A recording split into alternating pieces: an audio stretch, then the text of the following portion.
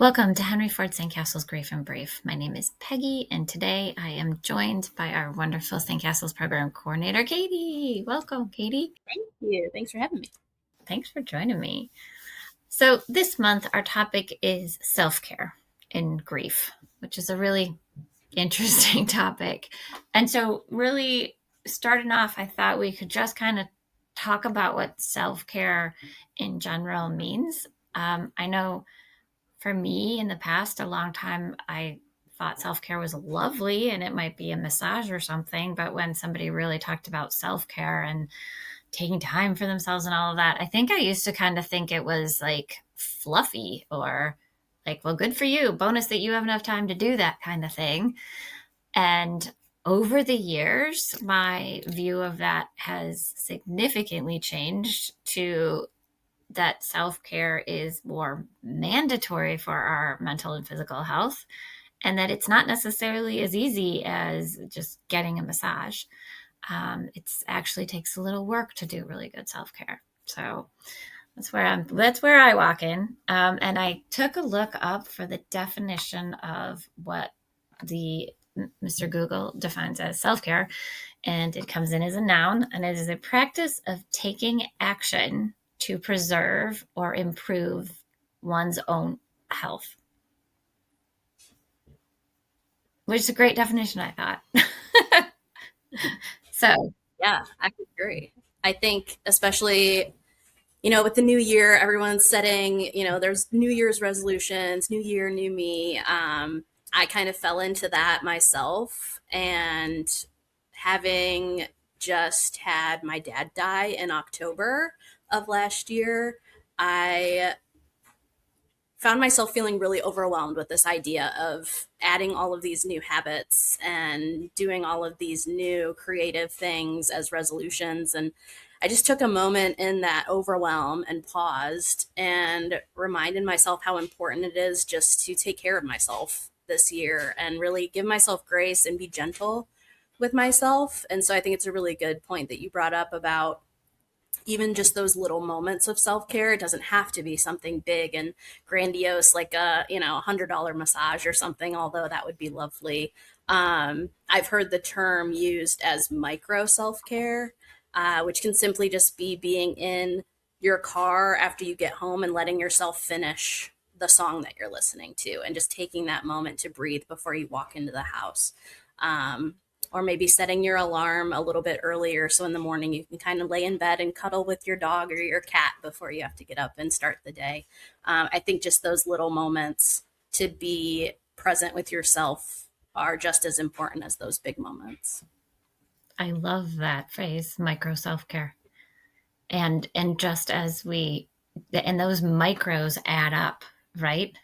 Just as I have heard, like when you add extra keystrokes in something and you're doing it over and over again every single day, when you're entering something, if you can eliminate that extra keystrokes, those add up and save you time over the span of a year.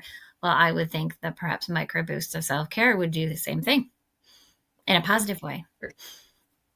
Yes, absolutely. Even just, I've heard of decision fatigue. And so, like, having to make those many decisions throughout the day. So, recognizing where those moments come in, even just deciding what to wear in the morning, maybe doing that the night before. And then that takes a decision out of your next morning, or meal planning. I know that's a big one for people, but any moment where you can kind of make those decisions to even avoid that decision fatigue, I think that even in itself is an act of self care, too. Yeah, that's great. Decisions can be exhausting Yes. for some people. Maybe some people are, I know some people who are really great make decisions. They make a decision and go. And I know other people who decisions need to be the perfect. And there's one, you make one decision, it needs to be the correct decision. So you need to spend a lot of time on that decision. Right. Yeah. The pro con list. Yes. And that takes time and it takes energy and it sucks it right out of you. Yeah. So I like that idea, even of like your clothes out the night before, because if you have energy the day before or the night before, or even when you did your laundry, like sometimes I know parents will take like plan their kids' week when they're in school and they get like little organizers and put all 5 of those days, the school days worth of clothes in the organizer. So there's nothing that needs to be done on Monday. or Tuesday morning when you're in the midst of the chaos. So, yeah, great tip. Like, figure out the things that maybe when you have the energy, you could do something in a little bit of advance to make that decision, which will help you later. And I think that's very important when you're grieving, especially because for myself, I know it's been difficult to do even just those simple things.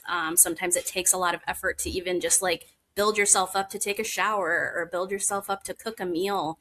And so, giving yourself that grace and allowing yourself to utilize convenience where needed too. I think being that organized is great. And I think, it can help too. But I think just especially with meals, I think allowing yourself to, get the bagged salad or get the frozen vegetables or the rotisserie chicken, and utilize what you need in order to nourish yourself, but keep it simple so that you can also maintain that self care in those moments too is so important. Yeah. Simplification. Yeah, very much so. I wonder, in the midst of kind of dealing with the grief that comes at you, you frequently know lives are significantly changed when someone dies, and depending on the relationship and who it is, you just get, in some ways, so much added onto your plate. It can be having to care for others. It can be having to deal with everything that happens after a death. And if you've never had a death, I don't I don't know that everyone understands the impact of what that means. It's not just like the person's not there every day, which is factual. It's also all of the little things that shift. And you and I've talked about even just the legal aspect of what is loaded onto someone's plate who has to care for the legal and the financial and all of that aspects after someone has died. It's is a burden too harsh of a word? I don't think it's too harsh of a word. I think, it's a ripple effect. Somebody dies, and it's not just grieving that loss, it's the ripple that it sends outward in your life, and everything that person was connected to in your life is now a reminder of that person. And yes, I think even people that are the most organized of individuals and have everything set up perfectly for when they die, that their family is able to follow a step-by-step guide, even that is a lot to take on. And it, I would say, even prevents you from being able to fully grieve the person. I'm personally feel like I haven't fully grieved my dad. Not that you can fully grieve somebody, but I feel like I haven't had that moment where I've been like, I am processing this grief. It just feels like I'm processing the process that I need to get through, with the legalities and with the, boxes that need to be checked before I can fully sit in it, and feel it for myself, without the logistical things kind of like overbearing in my brain. Right now, it feels like a very brain focused grief, and I haven't reached the heart part of the grief Mm-hmm. yet. And that's the other hard part, because there's no script for grief. There's no, like, I love the 10-step checklist. You start at 1 and get done at 10, but there isn't any of that, there's no guide. And what comes day to day and how it shows up is absolutely unique for you. And the reality is that self care element then becomes vitally important to balance all the other stuff that is coming, is coming, you have no idea is coming, you're trying to balance. And kindness, giving grace to yourself. Yes. And I think it can even become a little bit more difficult when you're a caregiver or when you're somebody who is just more drawn towards caring for others. It can become almost second nature to put your own needs on the back burner, especially when you see other people hurting. And so I think giving yourself that permission to take care of yourself and know that you have to fill your own cup before you can help others, is so important to remember. Okay, so let's talk for a minute just about ways of filling those cups, you talked about the microburst components of self care. So that's like definitely one fantastic way and easy, right? It's only 1%. What in this moment might be really good for me to stop? Let me pause and take a drink of water. Like, or let me get up and walk around for a minute or walk outside and take a breath of cold winter Michigan air. Like what is it that is going to be that micro boost? So like that people can kind of just identify that in the moment. Like what's going to just that one tiny thing that's going to help me in the moment. And then what are the other elements of like what else has helped you in this process? Maybe on a like simplifying the meals, simplifying life would be the other component that we talked about.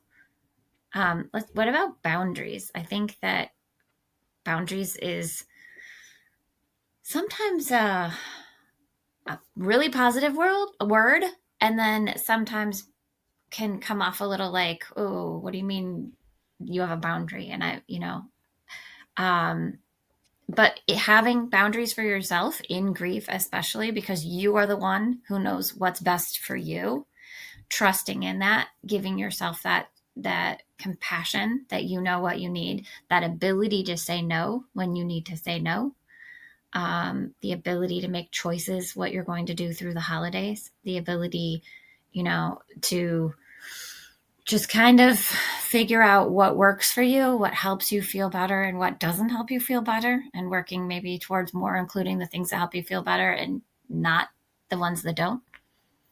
Yeah, I think boundaries are definitely important. I wish I was like a boundary professional. I am a little bit on the other end of that spectrum in that I am learning how to set boundaries. I do think I have gained more experience since my dad's death in having to set those boundaries and just recognizing that it's okay to have people be upset with you, or have people be disappointed that you don't want to spend time with them or that you can't do A, B, or C. And just recognizing that it's okay. It's okay for me to do what's best for me and for somebody to be disappointed in that. Like those two things can coexist at the same time. Um, and it really is just being able to sit in that discomfort and just remind yourself that what you're doing is what's best for you. And that's really important, all the time, but especially when you're grieving.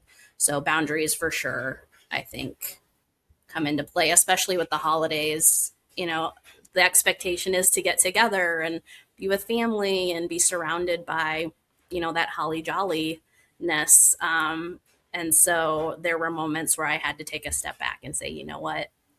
I just need some space to be with my cats. I'd still have my Christmas lights on, but just watch a Christmas movie at home and, be in my own company as opposed to being surrounded by others. Yeah. I'd like to reframe that for the rest of the world to know that when someone is able to do that and able to say it to you, that's like a gift. It's a gift to themselves. It's a gift you can give back to say to somebody who's grieving, you know what? I respect that. You do what you need to do. I'm here for you if you change your mind. I'm here for if you want to do something next Saturday. I'm here for what you need. You tell me. And then allow that person who's grieving that and going through that to make the decisions. And that's the great thing. Even when I told friends and family that I needed that space, they were respectful of that and they completely understood. And I think sometimes we get so in our heads thinking that people are going to be upset with us that it sometimes prevents us from setting that boundary. And then we put ourselves in situations where resentment can maybe start to build. But I think just getting that moment of courage to be able to advocate for yourself, we find that the response is usually a lot more caring and loving than what we expected. That's I love that. That moment of courage then circles right back to self-care. Finding that Mm-hmm, moment of courage is also taking care of yourself. for Yeah. sure. Yeah. Any other thoughts? Keep on practicing self care for those of you that are out there. I think maybe making a list of things that spark joy in your heart, and they can be the simple little things like those micro self cares that we talked about. they can be those bigger things too. And then just trying to plop those in. I've learned, even through talking to my therapist, to schedule me days. Put it on your calendar as if it's an appointment with your doctor. I have it color coded in red. It is a non negotiable. It's a me day. I love it. And That's fantastic. that is a great way to set boundaries with people, because when people ask you for a favor on your me day, you can say, no, I have something going that day. Um, it's a great exercise. I highly, highly recommend it. I've been doing it. It makes me feel uncomfy when I have to set those boundaries, but so far it's really paying off. I love that. That's another great tip. Thank you for that. That's fantastic. Schedule it on your calendar. It also gives you something to look forward to, which is Yes, good. absolutely. Yeah. Awesome. Well, thank you, Katie. Thanks for joining us. We are always eager to hear if you have other thoughts or things that you do for your self-care or really help you, especially in grief. Let us know. We're happy to pass that on. And thank you for joining us today for Grief and Brief. Until next time, take care. And make sure you like and subscribe.